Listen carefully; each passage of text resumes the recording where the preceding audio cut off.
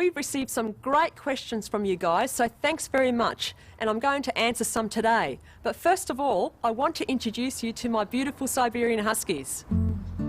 This is beautiful Bullet. He's my 10-year-old boy.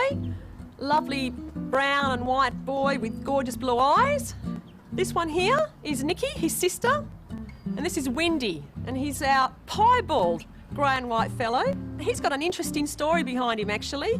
His father led the fastest Siberian Husky sled dog racing team on the Iditarod. So I've got myself a real working Siberian Husky here. So I'll say I've got my work cut out for me for the next 10 or 15 years.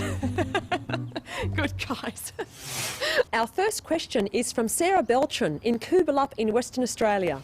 Sarah says, we feed our 2 dogs a mix of kangaroo meat, rice, carrot and broccoli in the mornings and some dry food at night.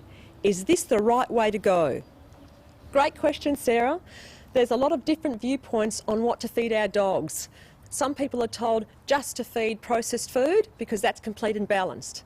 Then you've got others that say no processed food, but to feed bones and soft food. Others will say fresh food such as vegetables and meats, etc.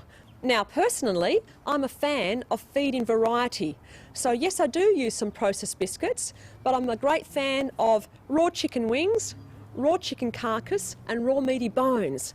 The other thing I also do is, because I don't want to feed them bones every day, I mix that with a bit of tuna, dry biscuits and a mixture of vegetables. And they're pretty happy with that as well.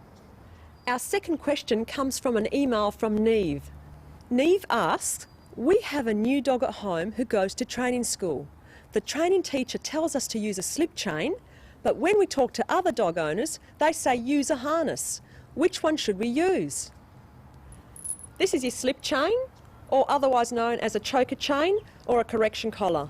Basically designed to tighten around the dog's neck and string them up, so to offer a correction. It's not a collar that I would recommend. There's much kinder devices. So as far as whether to use one of these or not, definitely don't. And if you do have one of these, throw it out. Next is your anti-pull harness. Now, there are different types of harnesses. The difference between a car harness, which encourages your dog to pull, and an anti-pull harness is that these leads slip underneath your dog's front legs and it just restricts a little bit of the movement. But my favourite one of all is a semi-slip collar.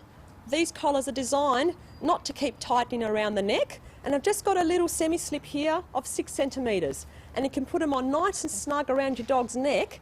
And the beauty is, if your dog has a temper tanty and reverses to try and get out of it, if you've put this on snug, it's not going to get out of its collar, and nor will it keep tightening. So that's my preferred option. Thank you so much for your questions. Keep them coming in. They've been great.